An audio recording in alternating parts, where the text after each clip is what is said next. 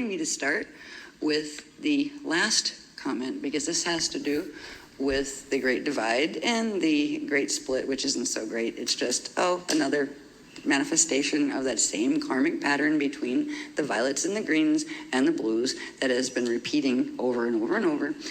But it's on page 425 of Voyagers, Volume 2, Second Edition. And the last sentence is... Okay. All right. The last sentence is, the fallen angels and the living angels, which are the ones that still carry the eternal life, Chris code, will in these very times meet, and each individual will face the choice of deciding which type of angel to be. So that's where it ends, right?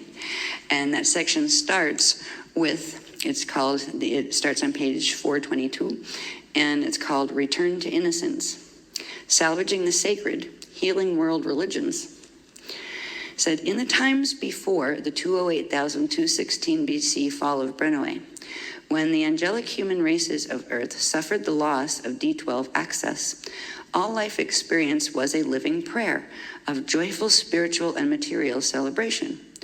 In those times, religion was not a control dogma used to rob personal power and dignity from people. In those times, people did not die. They consciously chose to ascend out of density via the universal Stargate system. Science and spirituality were fully understood as part of the same primal creation mechanics that allowed for the experience of manifest expression and simultaneous experience of at-one-ment with the true loving God source. Back then, we all knew ourselves, each other, the earth, and all things as blessed expressions of the one God, and we honored all things accordingly. In those ancient of days, the days of innocence, there were 12 angelic human tribes appointed as the co-guardians of Earth's planetary Templar complex.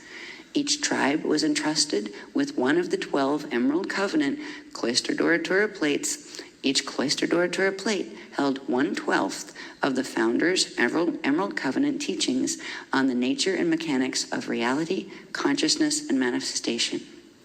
From the 12 CDD plates, protected by the 12 angelic human tribes, arose the first earthly verbal and written translations of the Founder's sacred teachings. These text translations were the original holy books of the 12 genuine components of what is termed religion. The teachings of all genuine holy books complemented each other, honored the same eternal, loving, one God source that has infinite names and none. All of the ancient holy books that still divide our races today originally emerged from these 12 bodies of once sacred Emerald Covenant teachings. In the chaos of fallen angelic infiltration of Atlantis and the progressive advancement of the anti-Christic phantom matrix paradigm on Earth that has occurred since Atlantean times following the fall of Brennoe, our sacred religions have been raped and all but extinguished. False teachings have been woven between the lines of truth, and the greatest bodies of truth have been removed entirely. For over 11,000 years, human and Illuminati hybrid races denied the truth of their history, race identity, memory, and immediate relationship to the God Force, have been destroying each other and the earth on behalf of intruder ET, fallen angelic religious deception. It is now up to each of us to decide whether or not we love the living, loving, eternal God presence and the promise of attainable heaven that true God Spirit stands for. The living God presence does not reside in any book. It resides within each and every person, place, or thing. True holy books teach us of the eternal truths of spirit and science, through which we can most rapidly and easily awaken to the God presence within. Some people will choose to love more than the living, loving God.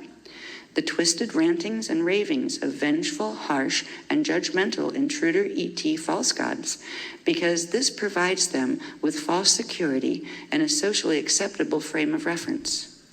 False security and fitting in with the local clan are rather pathetic rewards for the payment of imprisoning one's soul. The sacred teachings of the 12 tribe nations are presently drowning in a sea of fallen angelic lies. It is up to us to save them, for on earth anyway. Each contemporary religion holds partial truths and partial lies. It is up to us to find the living God Spirit within, through which we can salvage the sacred within each and every creed and dispose of the garbage that has taught us to judge and kill each other, to martyr ourselves, and to unknowingly support fallen angelic agendas. If we desire to find the promised heaven on earth, we must first find it within ourselves, which we cannot do while we continue to crucify ourselves in the name of external warlords and wrath-filled false gods. In the salvaging of the sacred and discarding of the deception within our world religious creeds, we can all rediscover God, ourselves, and each other. And in that discovery, we can begin the journey of our collective return to innocence. God is real. It is an omnipresent, omnipotent, omniscient force and source of consciousness within which all reside, even the bad guys, it's in there, and of which we are all composed. The true God is beyond form manifestation, and no being can ever be separate from the true God, because all form manifestation takes place within the source. Even beings of the phantom matrix, or fatally matrix, I added that part, are at the moment because that wasn't revealed yet, are part of the wholeness of God, but they represent the parts of God's consciousness that have forgotten their divine identity and have no memory of the wholeness of which they are a part. Phantom matrix, etc., beings compete for power with others as they neither acknowledge nor comprehend the endless supply of living power, energy, and love that eternally circulates between source and all living things manifest. We are all directly connected to the real God source in every moment. We can learn the once common knowledge secrets of allowing the living, loving God presence to progressively embody within us. We do not have to subjugate ourselves to self-appointed false God fallen angelics who depend upon taking our energy and power to sustain their own finite supply. Once we overcome the hurdle of external false God worship and replace it with internal living God worthship, remembering the worth of that part of you that is connected to that indelible eternal consciousness, we will no longer be overly impressed by or mentally or emotionally gullible toward the space brother savior fallen angelic agendas. Ascension is real, but it is not achieved by allowing yourself to be sucked into the phantom matrix or worse due to dogmatic adherence to fallen angelic distorted ancient text. The Emerald Covenant founders' races have always taught the original freedom teachings of our loving source and inalienable spirituality, the realities of a loving God that lives within us all.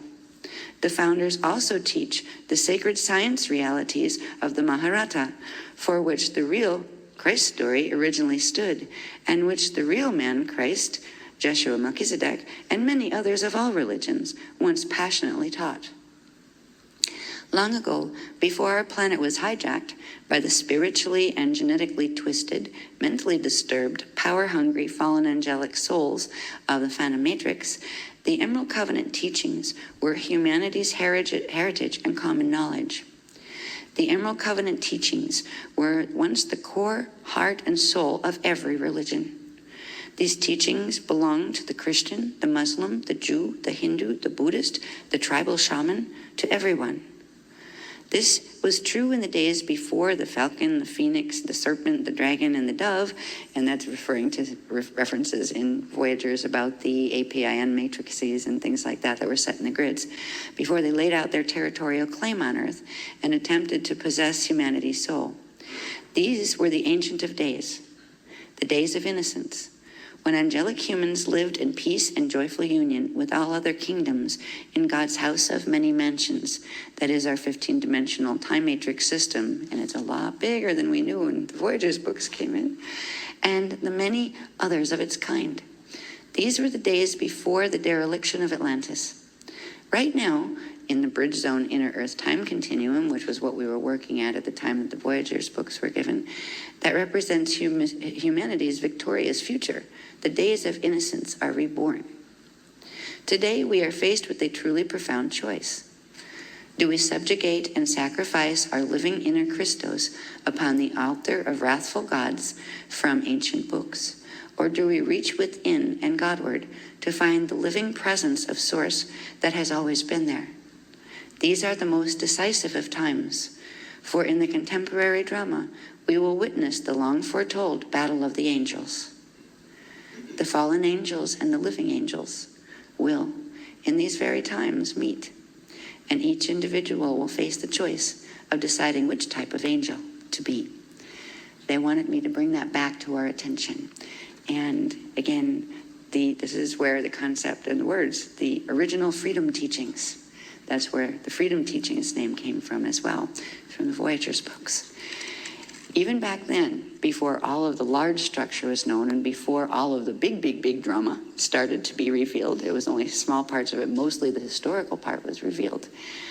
The Great Divide was acknowledged then. The founders, the guardians, knew that this time would come and the fail-safe time would come in the stellar activation cycle. It was stealth because during the period of when they returned the teachings of the Cloister Duratura plates first, because you had to anchor those first before you could anchor the Kamea Alhambra crystal discs. You had to open those frequencies, the lower ones first, then to bring in the larger ones. It was always all part of the same thing. They're all freedom teachings. But there was a reason why things went. They knew the shield split was going to happen because it happens every time, because it's still encoded into the marketer fields of this planet and the solar system and this galaxy. But they also knew that this time they could clear it with the fail-safe, and that's what is being done. So the great split, that's a tiny split, just another little show of the same pattern that we've watched in relation to the freedom teachings, is now going into its healing cycle. And both perspectives will be honored. No one forces someone to choose a path of ascension, because that would not be Christic, because Christic respects the free will of others and allows them to make choices in that free will. So we are at a point in time now, we are transitioning out of the cycle of great sorrow. The cycle of great sorrow here really went into full swing with the fall of Brennaway in 208,216 BC. And now that is finished. The failsafe is activated, the integral bridge is activated, and now both the vertical chamber and the horizontal chamber of it are. And now we are able to take our journey into the Paragon, the model of perfection, and it's a lot more than that too. We'll learn more about the Paragon complex and the various keys, the biological keys that it has for us. But in the journey that we will do to finish this evening, we will journey into, again, they're going to take us into our vapor flame, our plasma flame state, and they're going to do something a little different. And they said they're going to activate the fourth, fifth, and sixth chakra, but it's a different process. There's a different wave coming in with this. It's another cycle of the integral bridge frequencies coming in from the Mayaka Temple 1 down into the Gruel. So we're going to catch that wave, and it'll be run live. They'll show me, and we'll narrate as we do. And this time, and this is going to be neat because we're going to be running the wave together. TR Ways is going to accompany with his lovely music. And this is going to be interesting because we're going to need to synchronize our wave.